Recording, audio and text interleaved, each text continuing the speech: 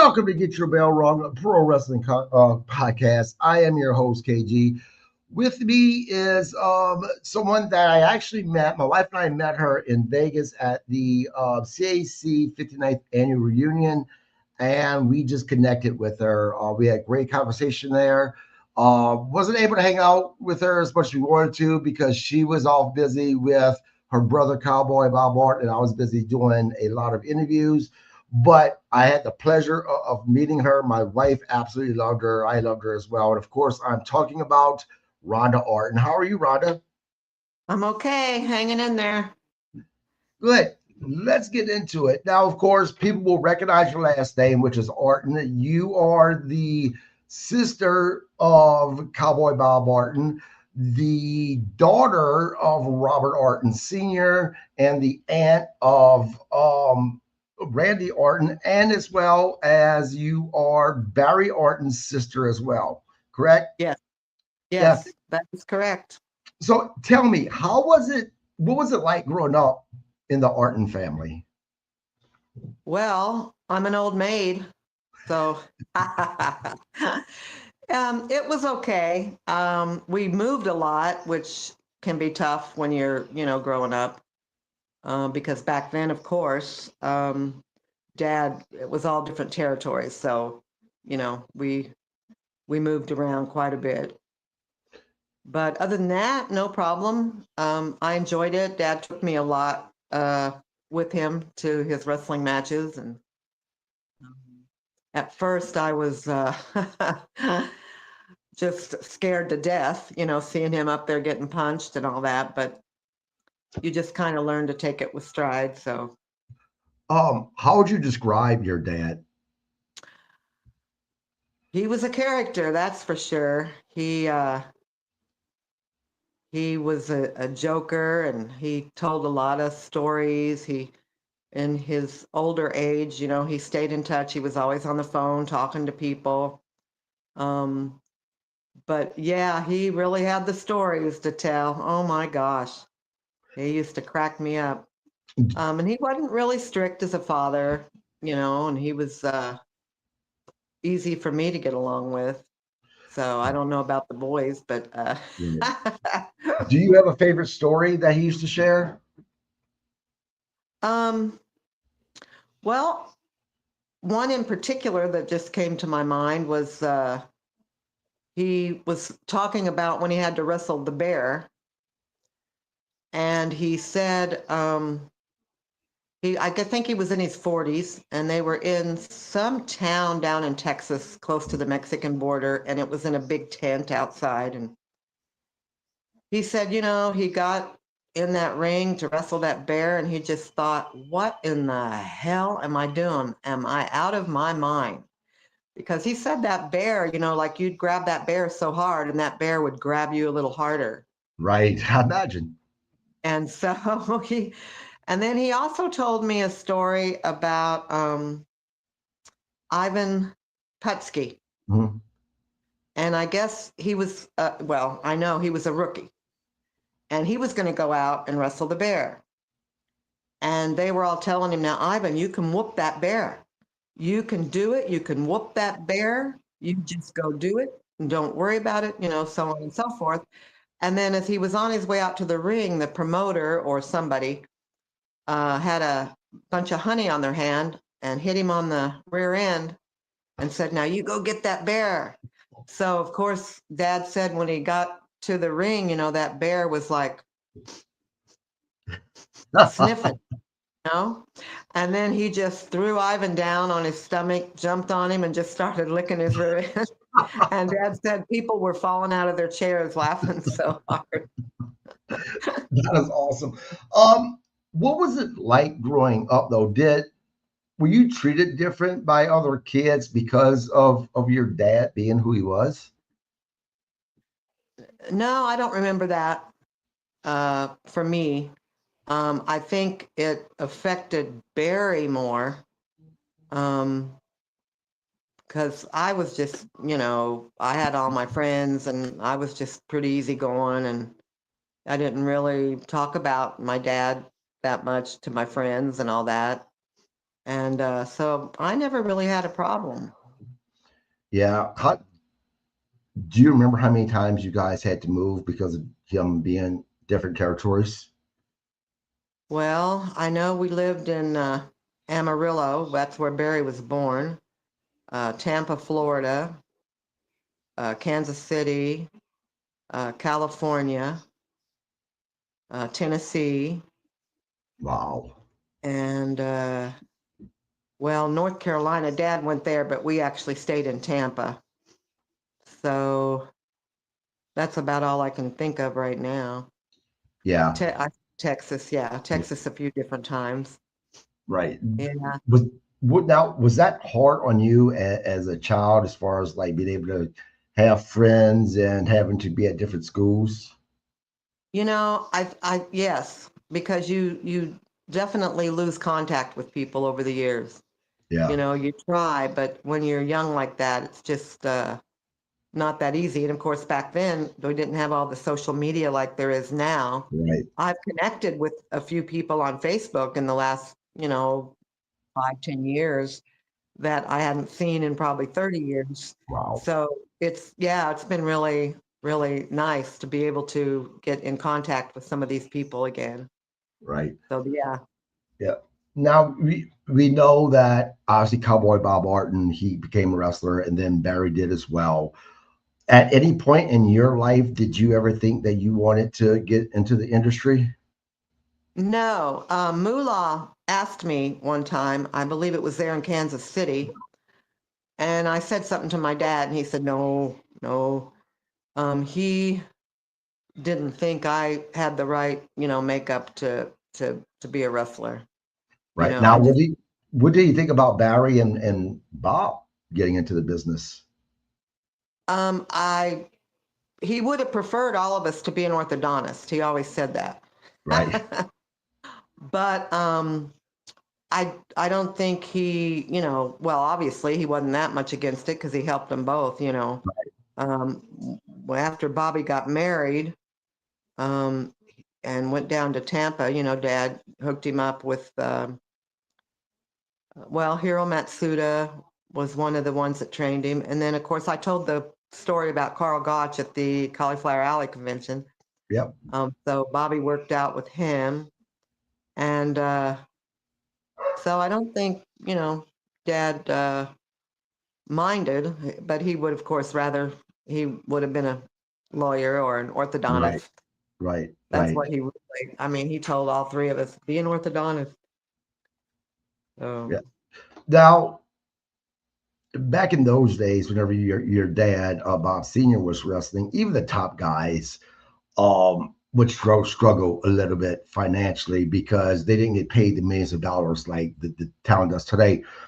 As a little girl, did you really understand or realize how much of the struggle it really was to have your father in this industry financially? no, when I was young, no, because, I always remember getting anything that I needed. There was always food on the table. Um, so we always had a nice home to live in. Right. Either that dad bought or that we rented. And so no, as a youngster, I didn't know. The only thing I remember really thinking about, Dad and Larry Simon, I believe it was in Raleigh, North Carolina, they were attacked. They were heels, of course. Mhm. And Larry Simon, who him and Dad were like best friends, he was going as a Russian at that Oh time. wow. Yep. Yeah. And the crowd went crazy. And of course, they didn't have the security and everything that they have now. So Larry Simon was knifed in the stomach, and I forget how many Mhm. stitches he needed to have. Jody would know, or Shelley. But anyway, Dad came back to Tampa, and I remembered his head was all bandaged and his knees were all bandaged. And he had told us he had been in a car wreck. and his knees hit the dash and his head went through the windshield. And I think I was about in the 5th grade. And I remember Bobby telling me that ain't what happened. He's getting checks from the promoter. That happened at the, wrestling event. So what had happened, I found out later, was Dad got hit in the head with a chair. And one of the wrestlers, I don't know who, came out with a gun, shooting it up in the air, and Dad was unconscious. So they got to him and they drug him by his arms to the back, and that's how his knees were just So, completely down to the wow. bone. Wow. Yeah, so that's what happened. So I found that out later, but I knew something was going on because, Bobby had said something to me, and then Dad was getting those checks from the Right. promoter there in North Carolina. So, Yeah. People don't realize just how dangerous it was to be a professional wrestler, especially if you're a heel in that era that your father was in. I've heard stories of fans throwing battery acid or trying to throw battery oh acid or my gosh, urine and stuff like that on these guys. I don't Uh, doubt it. They yeah. get Now, emotional. yeah. Now it sounded like your dad even tried to keep kayfabe as far as you went, and you said that you traveled with him to a lot of his shows. Oh, Yeah. how did that affect you whenever you seen your dad getting hit by a chair or getting beat up on in the ring, or even if when he was a heel, hearing all these people boo your father or say hateful things about him? Well, in the beginning, it was tough. And like I said, I was scared and I would cry and it took a while for me to understand, what was really going on. And then I remember Barry saying they should pay you to go to the matches, because I'd get so, hysterical. But as I got older, I came to understand, Dad explained it, my mom explained it, and Bobby. Right. So I was, cool with it. But yeah, in the beginning, oh my gosh, I'd get so upset. Yeah, Uh, I can imagine. Let's talk about your brother, Cowboy Bob Orton. okay. What was Bob like as a brother when you guys were growing up? Were you guys close, or was he the average big brother that liked to pick on his sister? Ooh, good question. I think we were close when I was younger, and as he got out of high school, he was 4 years older than I am, 8 years older than Barry.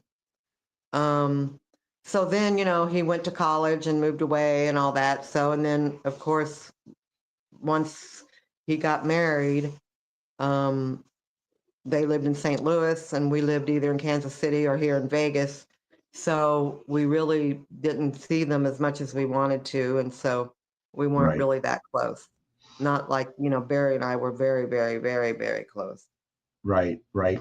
Um, your dad, of course, was a very successful professional wrestler, a legend, actually. Um, But whenever Bob made it to the WWE, was this considered just on another level for the family that, your brother was, you know, part of the very the first WrestleMania? Uh, how did you guys react to that?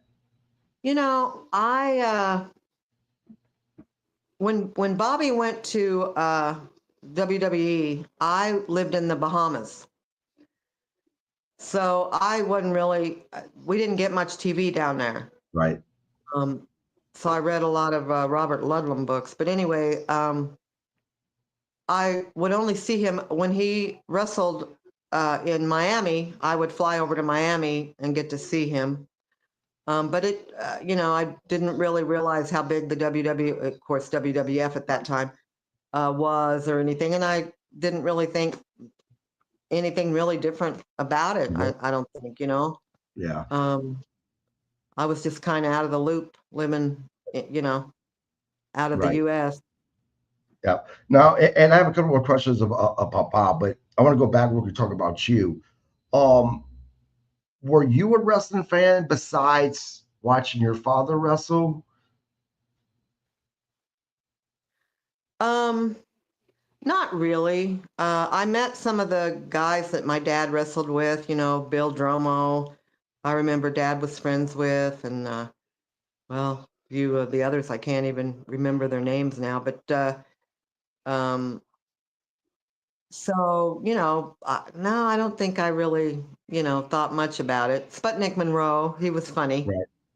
Right. Uh, but other than that, I don't, I don't really, I would watch it occasionally, but I don't even think it was on TV all that much back then where I Mm. watched it, just occasionally.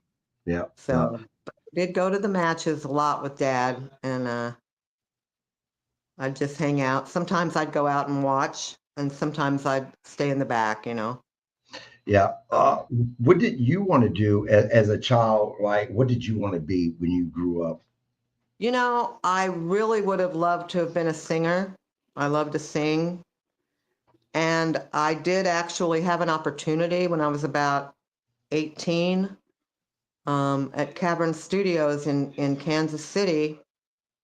I went and made an audition tape, and they asked me to sign with a record label. But when they played it back, it was a very sophisticated place. Mhm. And when you listen to yourself, you don't sound like you think you sound. Right. So when they played back, I remembered I sang a song from Jesus Christ Superstar.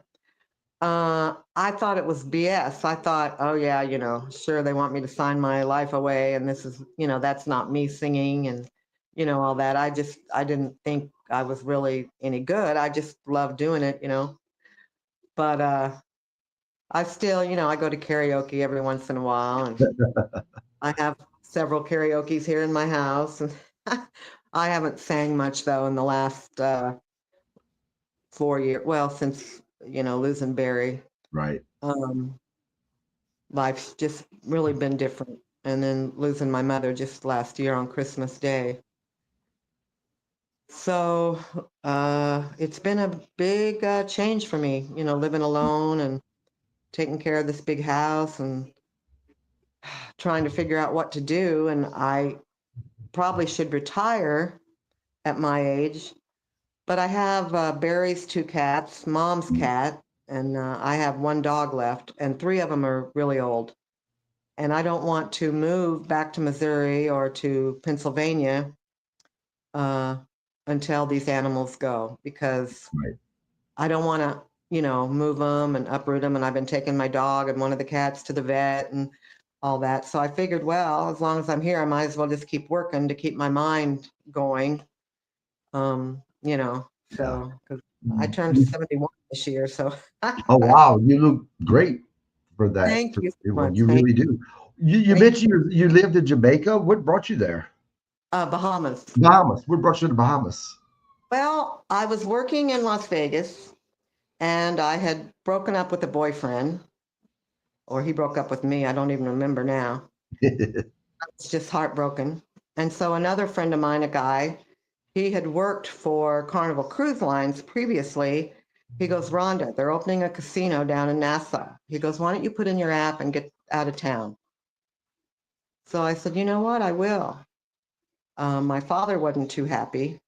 And I did a lot of investigating, and, Nassau's very high in crime. Um, but anyway, I got the job, so I went down there, and I'm really glad I did because I made some wonderful friends. I was going to go there for a year, and I ended up staying over 5. Wow. I brought my dad down for a visit. My mother was there several times, and I got home quite a bit. Uh, so it wasn't that bad, and I just was very, very careful. Right. Why'd you move back to the United States? I can imagine living in the Bahamas. That had to be beautiful. Well, one of the reasons, Barry had gone to prison and he was getting ready to get out, and I wanted to be there for him at his parole hearing. And my mother was on her own, and I was feeling guilty about that because my father was still in Kansas City. So I thought, I've been here long enough. It's time to go back and be with my mom and everything. So yeah, I moved Yeah. back. Yeah. Um, how old was your dad before he completely retired for the wrestling business? Ooh, let's see. The last place he worked was in Tennessee, Knoxville, and that would have been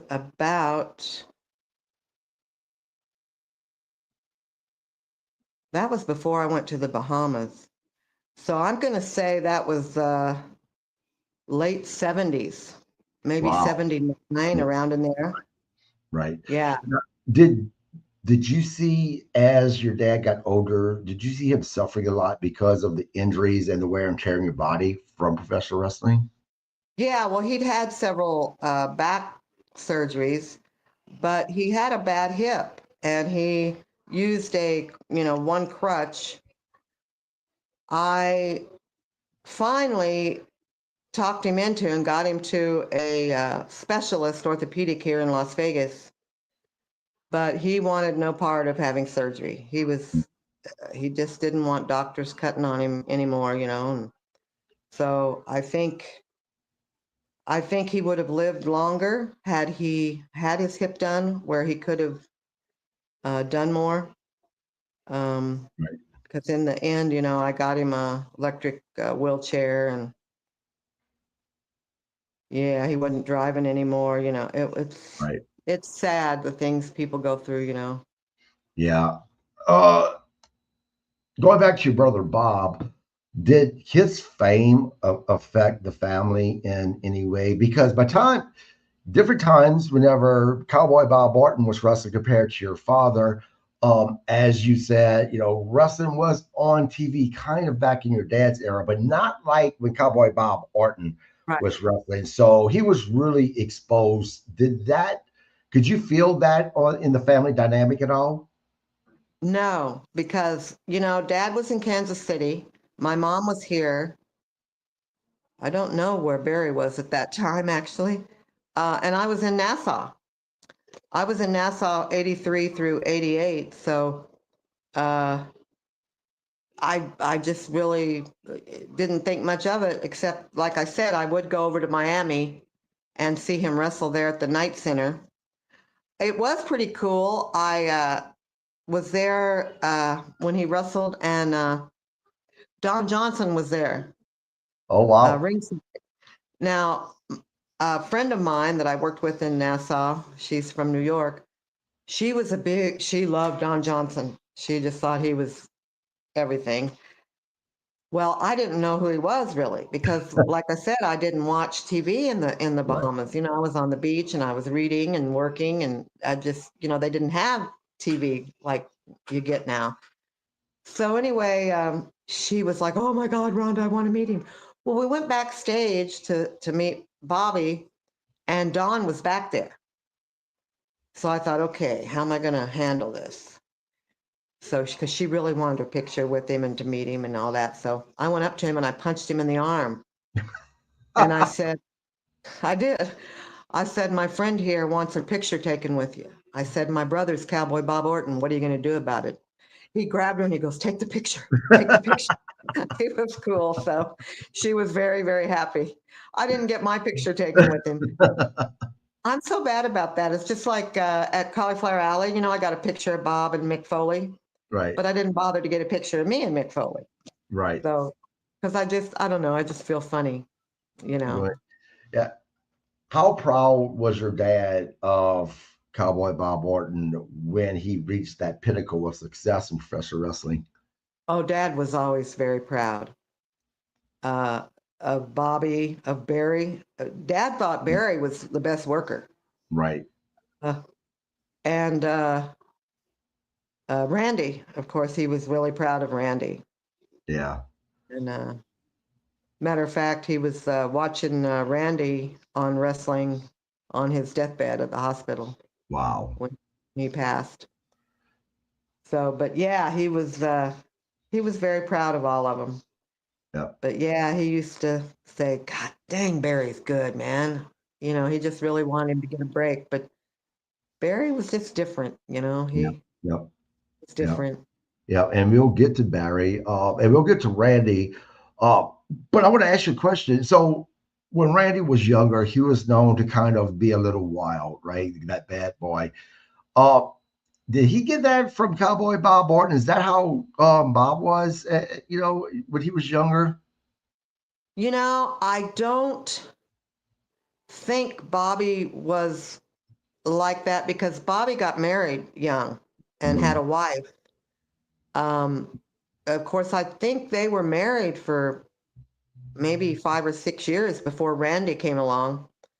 But Bob and Elaine were, very much in love with each other. And Right, so I would say no, Bobby wasn't wild because he was already married before he got into it. Randy, on right. the other hand, it was the opposite. And then Yep, things were different too because mhm, Randy really lucked out. I mean, he really got big really quickly. right, And, being young, I guess it would go to your head and, you know what I mean? right. So Yep, yep, things were different. Had he been yep, married maybe then or something, or had a child at that time, maybe things would be right. different. Yep, And then hanging out, with some of the people um, that he hung out with, which I don't really know about, but I'm just right. saying a lot of times, the guys get together and they're all single and Yep, they're making the big time and they want to go out and party and have fun and, so yep. Yeah, I tell you, when I first was introduced to Randy Orton via TV, and I found out that that was Cowboy Bob Orton's son, I was kind of thrown off a little bit because, at least in my opinion, Randy didn't look anything like his father to me. Now, the older Randy has gotten, I've noticed from watching on TV, the more he's now starting to look like Cowboy Bob. But yeah, right. in the beginning, I don't think he looked like him at all. Do you? Yeah, I think he looks more like his mother. Yeah, that's what I was going to ask. Yeah. Did Cowboy Bob Orton share any crazy stories from being on the road to you? Mm, no, not really. Bobby is kind of a quiet guy. Mhm. He doesn't have a whole lot to say. Um, so no, we never really talked too much about uh, Can be on the his road. wrestling Yeah, when we were together. You know what I mean? yeah. Let's talk about Barry for a moment. Well, for the rest of the podcast, actually. You were very, very close to Barry. Yeah. Do you wish that he would have chosen another path in life besides professional wrestling? You know, Barry should have been either an actor or director. He's written poetry, he's written songs, he's written movies. He just never got uh, the chance. He studied acting in New York with Robert Patterson, I believe was his name. Um, he was a hell of a bass player. Oh, I mean, phenomenal. He could even hold it behind his back and play the heck Wow. out of it. So he'd been in a few bands. I used to go and watch him, and um, he didn't sing all that much. He did do that one song, that Billy Idol song, White Wedding. Oh, yep. Yep. Yeah, but he, like I'm, I can't picture things like, Barry could picture everything, and I just actually got his movie back, Tweak the Heat, that we started, or he started. I helped financially, but it takes a lot of money, and we ran out of money. But um, he can just see things, and he could just do it, and he just amazed me, really. He was very intelligent as far as he would use words that I never heard before, and I go, Barry, what the heck does that mean? And he'd go, oh, Rhonda, and he'd explain what it meant and all that. Because he unlike me, watching The Voice, stuff like that, he was watching um, Geographic Channel or, Hmm. historical stuff, or, you know what I mean? He just Right. was tuned into a lot of stuff. And as a matter of fact, I'm just holding this book here. I got it on Amazon. Barry was very close friends and really loved uh, Jamie Hemmings. She Hmm. was a writer for Slam. I don't know if you've heard of her. Yep. Yep. I have. Oh, well, she has a book out, works of Jamie Melissa Hemmings. It's on Amazon. I want to put a plug in for her. She passed Yep. away recently. And she's got quite the story on Barry, because they were really had gotten to be really close. Right. They were always talking on the phone. She flew in for his funeral, and um, she was a great lady. And but anyway, yeah, I just wanted to kind of plug her book because Right. I got it so I could read about Barry, and it was very, very touching. Yep. And actually, once the podcast ends, Rhonda, text me the name of the book. Okay. And what I'll do is this, I'll put it on the title of the podcast to include that so people could Oh, buy okay. it if they're interested. I'll absolutely do that. Talk to me about Barry as a kid. What kind of a young man was he? Um, Barry always had his own way of thinking. Mhm. And I remember when we were young and he was young, he'd get toys and whatever, he would take them apart and try to figure out and all that stuff, you know. He was good on the computer and all that stuff. And um, but he just had his own mind and kind of just wanted to do what he wanted to do. He dropped out of school at an early age, and the next thing we knew, he was over in Germany, a roadie for a band. And then he was in a lot of bands, and he was just a character. Matter of fact, he used to skip school, and I was going to junior college there in Kansas City, and he would skip school and go with me to college and sit in on my classes.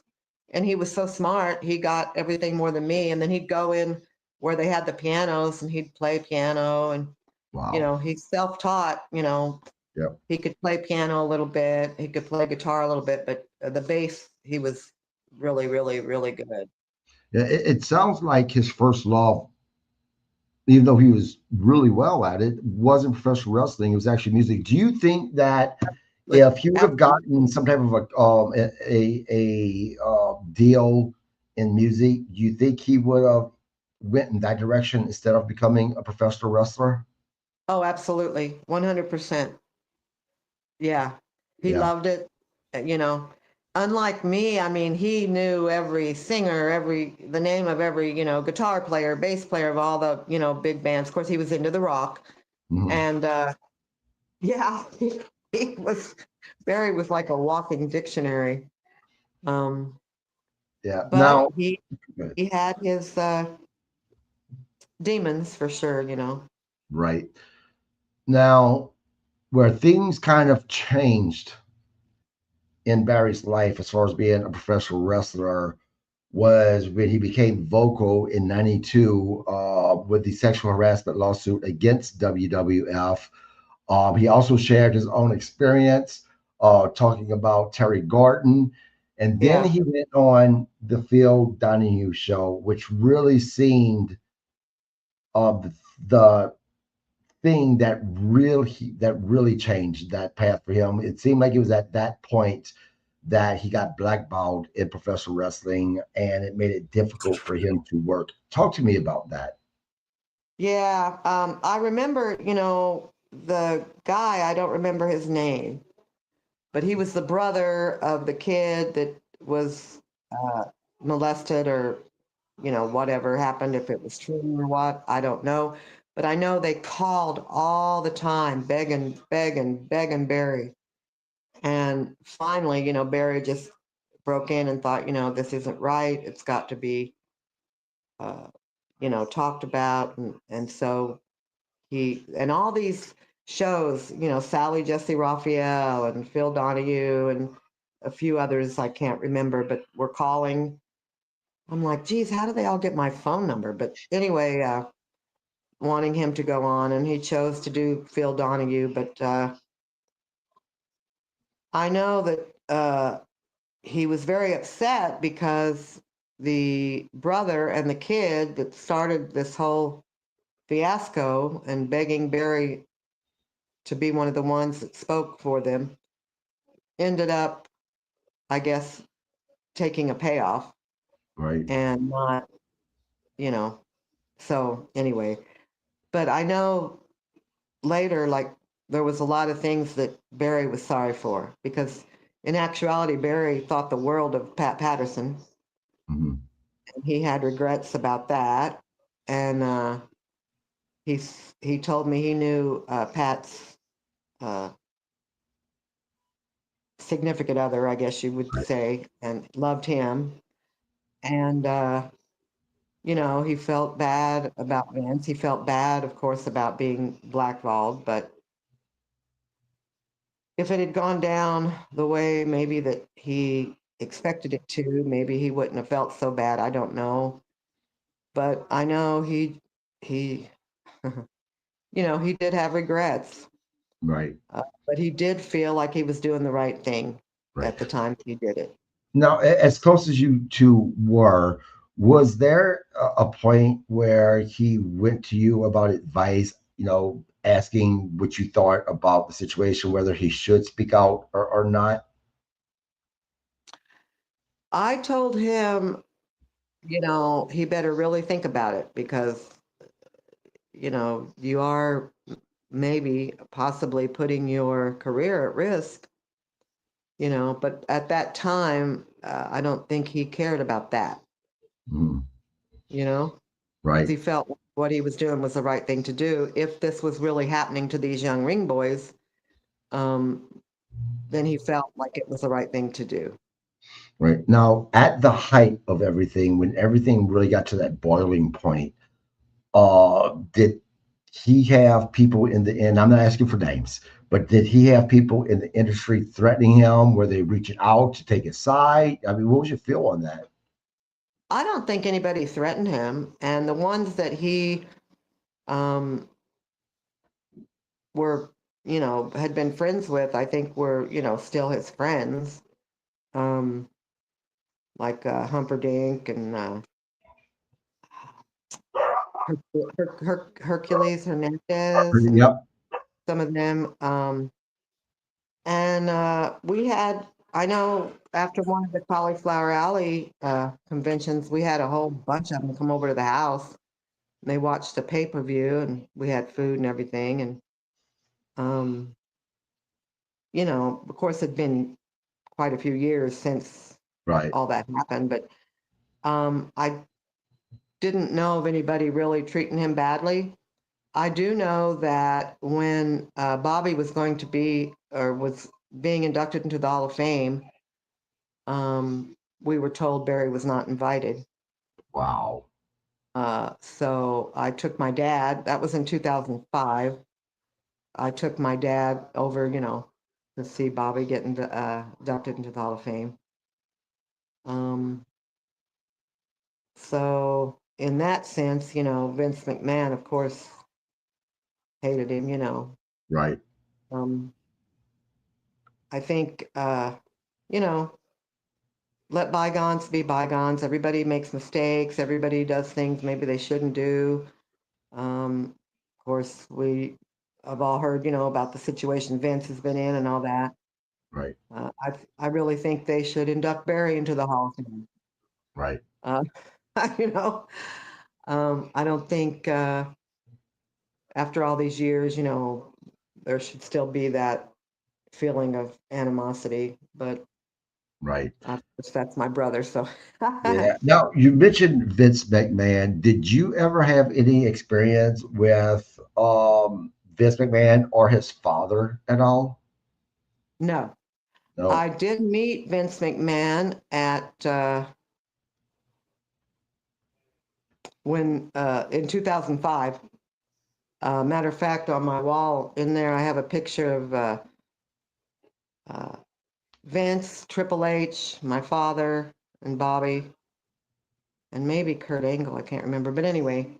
Right. So I just met him, but that's it. Yeah. Now you mentioned Barry wasn't invited there for Bob's induction. Did you feel any animosity towards Vince McMahon at all because of that? Who, me Yeah. personally? Hmm. Well, I'm sure I didn't like it, but I I don't know that I thought, oh, I hate Vince or anything, but Right. I didn't think it was, you know, nice. Not that Barry would have gone anyway, but Right.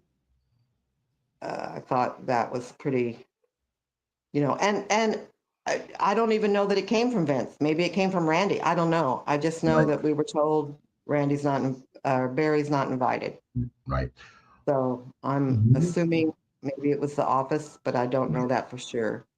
Now, what would you say was the biggest misunderstanding about Barry as a person and as a performer?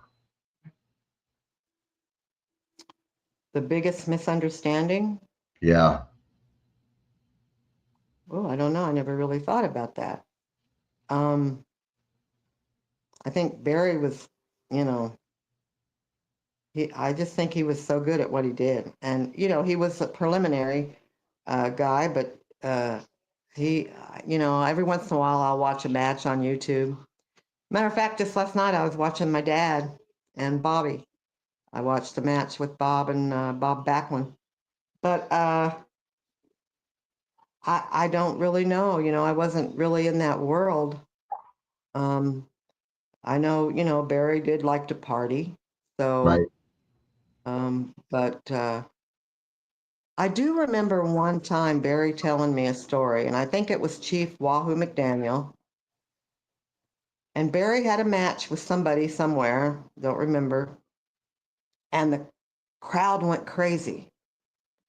And Barry was told, you got to keep it down. You got to keep it down. You're not a main eventer, type thing. Right. And that really hurt Barry's feelings. Because I know Barry always felt a little inadequate compared to Bob. Mhm. Bob had been, an amateur wrestler, champion and all that. And I think Barry always felt, you know, he wasn't as good as. Right. Right. Now, Barry and Bob, they tag team together a couple of times? Yeah, they were running. I don't know about other places, but I know they were running kind of their own wrestling thing down in Knoxville, Tennessee. It was Bob Roop and Bobby and uh, Terry Gibbs and I think Malenko, Dad, of course. Can't remember who all else, but anyway, they were having some wrestling there in Tennessee because I remember going to visit, and so I know they worked as tag team a little bit there. Yeah. Was Bobby and Barry, were they close?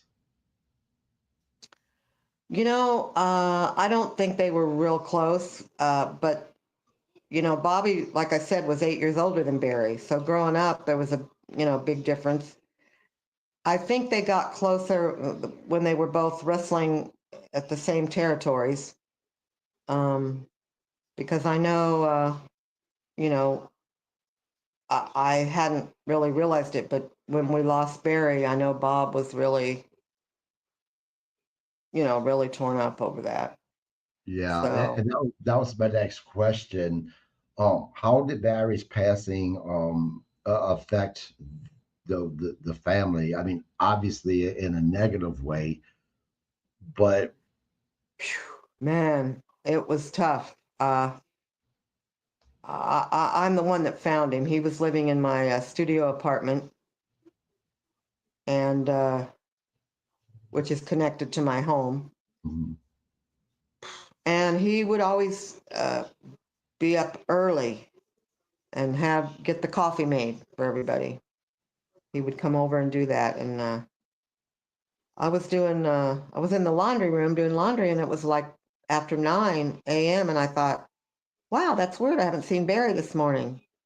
So I knocked on his door and no answer. So I went in and that's when I found him. And of course I freaked out. And my mother was in the living room and I thought, oh my God, how am I going to tell my mom? So it ended up, after Barry's funeral and everything, my mom was having anxiety attacks. She had a lot of falls. It was really, really rough on her because, he'd lived with us for some time. And,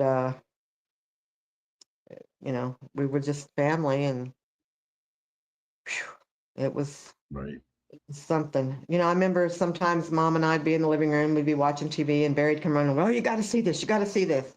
And I'd be like, Barry, he goes, I'll put it on pause, you'll get it back, but you got to see this, and he'd show us something he wanted us to see. And he was just, kind of a light in my life. Right. Right. So he was What is very Go ahead. philosophical. And Right. anyway, it Yeah. was, What is the one thing that you are so proud of when it comes to Barry that maybe people don't know that you would want them to know about him? well, Barry had a heart of gold. Um, he he was such an animal lover. We had so many rescue animals here, and he had a way with animals. You know, there was a cat that was showing up in the courtyard, and we uh, thought it was a kitten. And she'd come over, and of course, Barry'd feed it and got to know it. And then she'd leave. And so one day, Barry followed her. And I so badly wish I would have had my phone and video camera, because Barry had gone over next door and they had torn down a lot of the trees and everything, and there was a big pile of foliage and all that.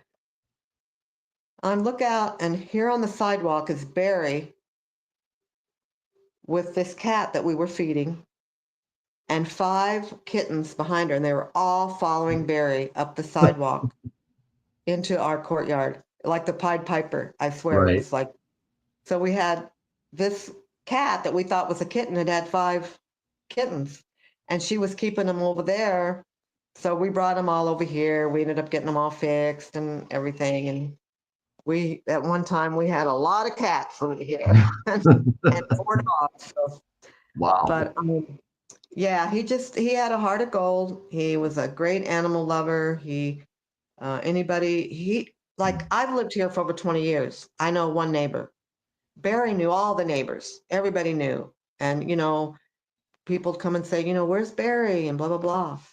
And one day, our neighbors on one side, there was 2 pit bulls out there, and they had their cat, one pit bull on each end of the cat. And Barry went over and socked the pit bull and got the cat freed.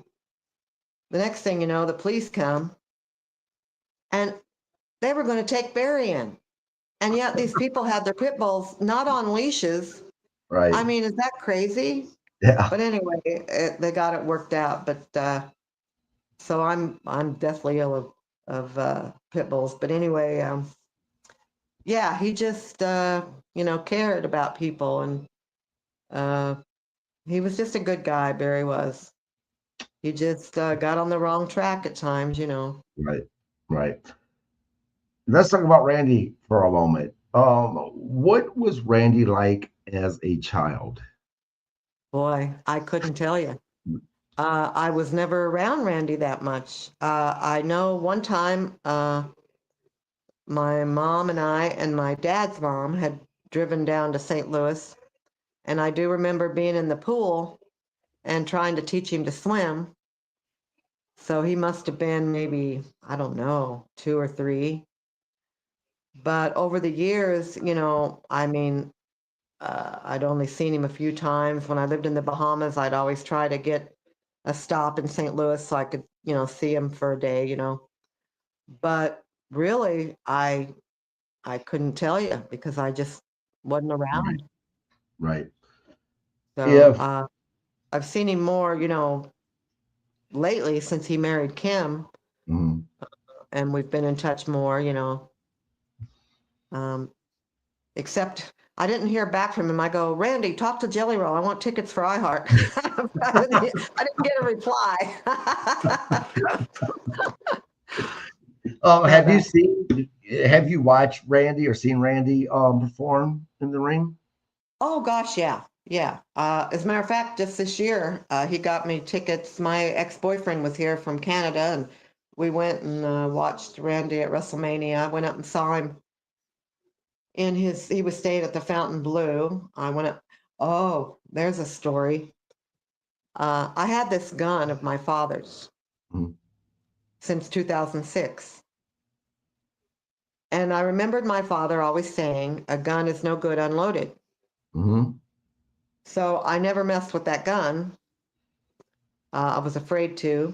And I told Randy, I said, can you have your bus come over? I want to give you this gun of dad's. Well, when he came, he said, yeah, yeah. Well, when the bus got here, it was so blocked in by other buses and everything. He couldn't, he said, Aunt Rhonda, I'm sorry, I can't get the bus over there. He goes, just bring it up to the Fountain Blue. So I said, okay. So I put it in a suitcase, that you pull.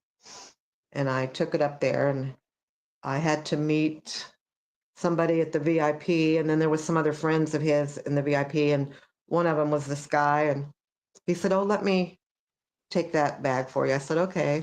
So we get up there and Randy gets the gun out of the bag and he goes, Aunt Rhonda, or what? He goes, not only is it loaded, it is ready to go. No safety or anything. I said, no, I don't know how it didn't go off and all the bumps and, going up Right. the curb. And then his friend says, oh my God, I took your luggage. Like, yeah, thanks.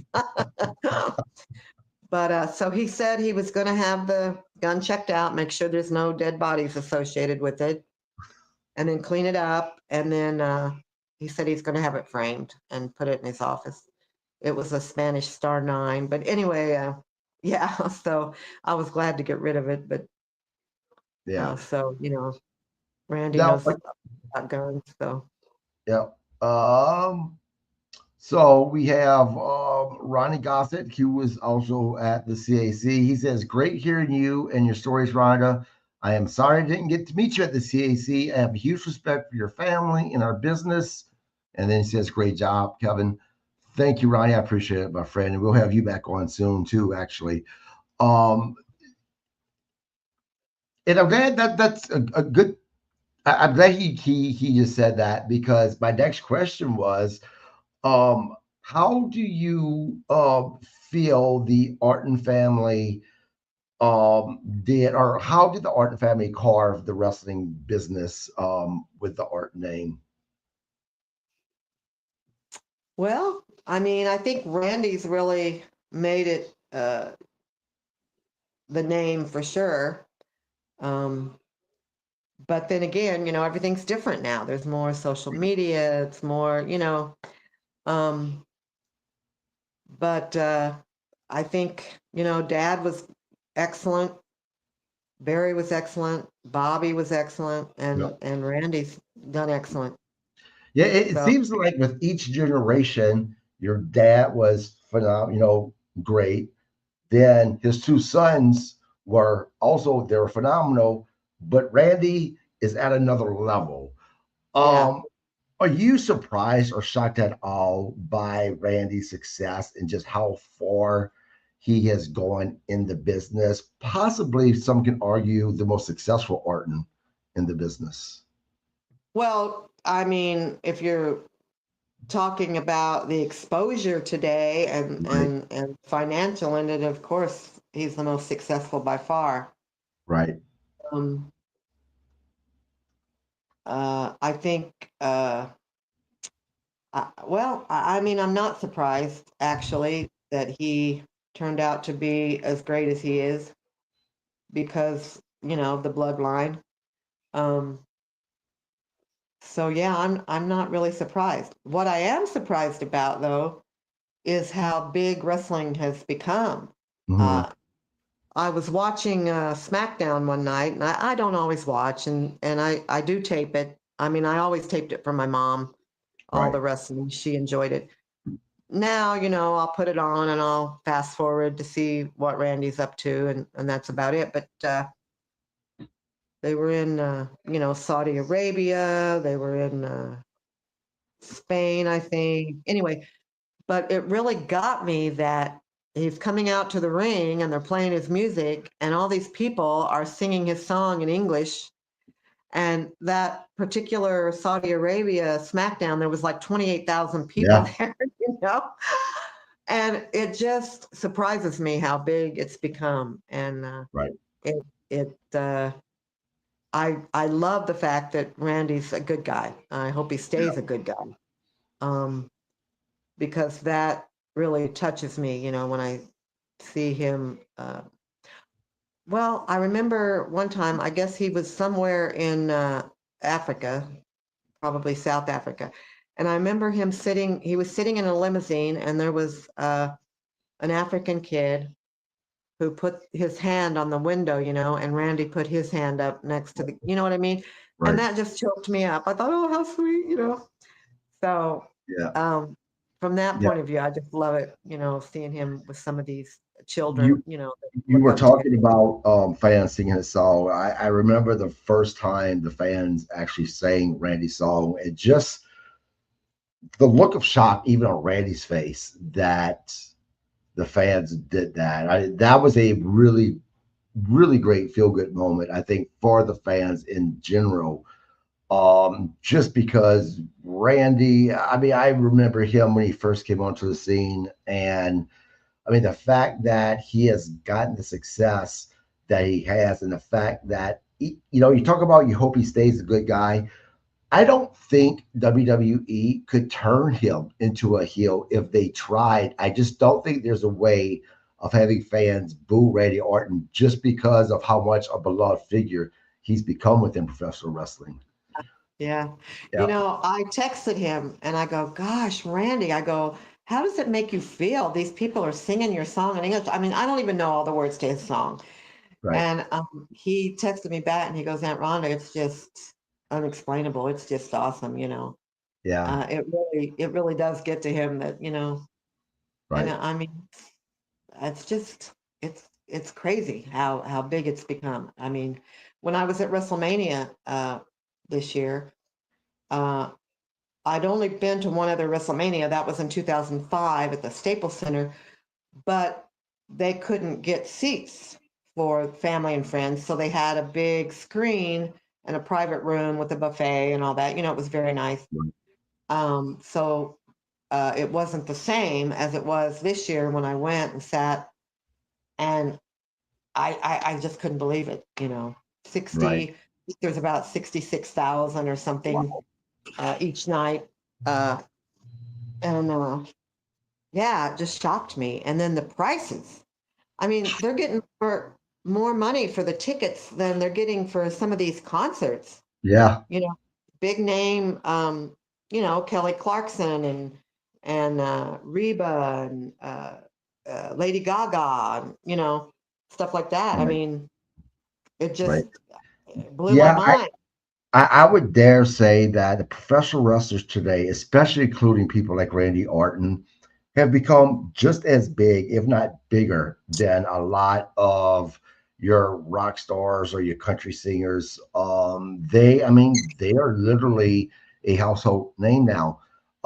Last question: if you could say one thing to fans of the Ortons, uh, past and present, what would that be? Ooh, if I could say anything to the fans, Yeah, yeah. To you, if you say one thing to the fans of the Ortons, what would it be? I guess I would have to say that the Ortons are the best ever. No argument here, and I include you in that. My wife and I both love you to death. Keep in touch She's with your us. wife. So sweet. And she's She so is. beautiful. I'm a Yeah. lucky man. I'm a very lucky Yes, man. you are. But Uh, I'm sure she's a lucky girl. So, Depends on what um, day she'll say that. you know, Depending on the day. I am surprised about one thing. You haven't asked me about Andre. Yeah, I try to keep it about the person or the person's family, but Oh, you know what? We can spend more time. Do you have a story about Andre or something to say? oh well, I just, Yeah. he was such a great guy. And I first met him before he even spoke English, Wow. back in the mid to late 70s in Amarillo, Texas. And then we just kind of, over the years, ran into each other more and we just became friends. And I just, want to say, he was a wonderful guy. Yeah, Nice, there's nice. a lot of great stories out there about him. Will you be at the CAC? You know what? Before we go, actually, so um, your brother Bobby received an award at the CAC. He was Yeah. recognized for everything he's done in professional wrestling. Now, I know that beforehand you were super nervous about getting up there, Yeah. and 'cause you're the one that introduced him. Um, once you got up there, 'cause by the way, you did amazing. Once you got up there, did those nerves leave? Not really. And I actually did leave out some stuff that I wanted to say and mention, Um, but as nervous as I was, I did take communication in college, and but I I just wanted to do decent for Right. Bobby. You Uh, did. didn't want to go on for too long, Right. and then I did, think, what can I do to maybe get a laugh? And the one thing got a good laugh. The other thing that I thought would get a laugh didn't. But when I told the story about the wrestler that, I don't know that he hurt people on purpose, but Right. people got hurt Yeah. wrestling him. Yep. Dad, and I probably worded it wrong because I, said, oh, that he would kill him, which Yeah. he would. Right. Um, but and then Bobby, when Dad asked him, how was he with you, Bobby? And Bobby was like, Dad, I never knew he was there. I thought that would get a laugh, and it didn't. And I Right. thought, oh, Right. I shouldn't have Well, used the you words I did. did. But the other thing where I put that scroll out, that Right. was that went over That was well. yeah, that was great, and you did a wonderful job the entire time you were up there.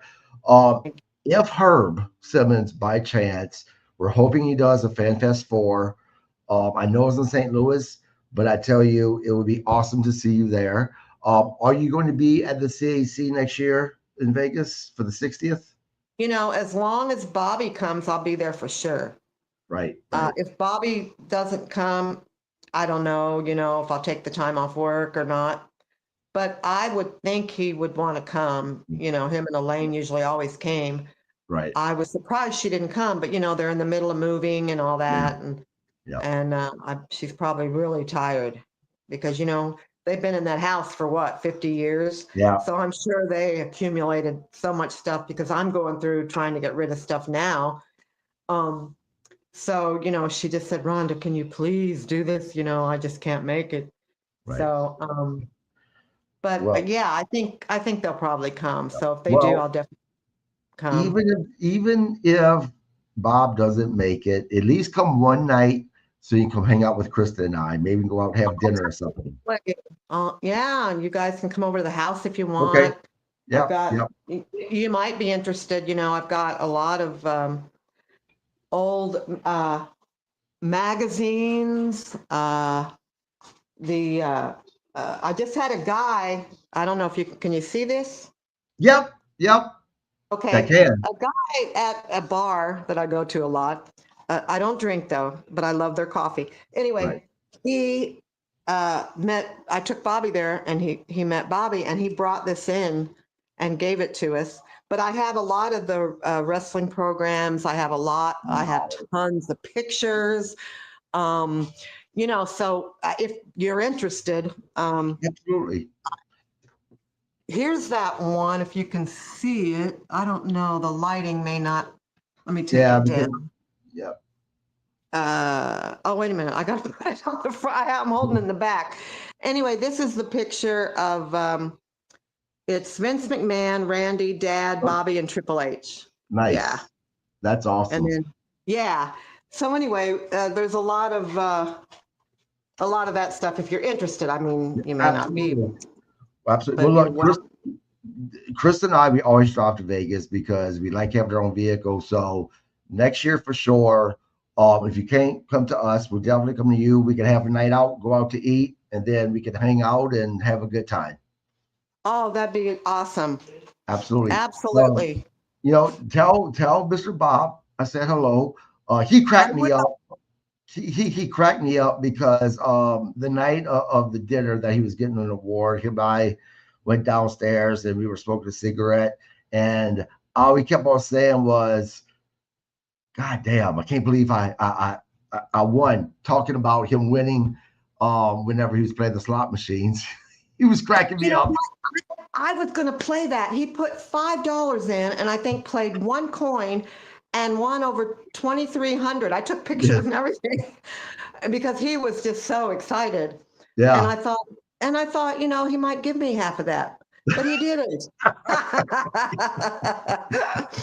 But anyway, yeah, that was really exciting. He kept saying, "Well, when am I going to get my money? What's going on? Are you sure she worked here?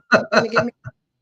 Because you know he's not really used to Right, playing the slot. You know, I right. go, "Yeah." I go, "You got to sign a paper. You got to claim this on your taxes." You know, so, but it was really cute because he was like, "Oh my gosh," he couldn't Yeah, he believe it. was so excited about that. Thank you so much for coming on the podcast. Again, we'll keep in touch, even if it's once a month, just to check in on one another. We'll see you next year for sure. Again, Absolutely. tell Mr. Bob I said hello. Fans, we will be back tomorrow to do a recap of Wednesday Night Dynamite. Until then, everyone have a great week. Rhonda, Chris, and I love you very much. Thank you so much. Thank you. See you next year. Yes, absolutely. Good night, everybody. Bye.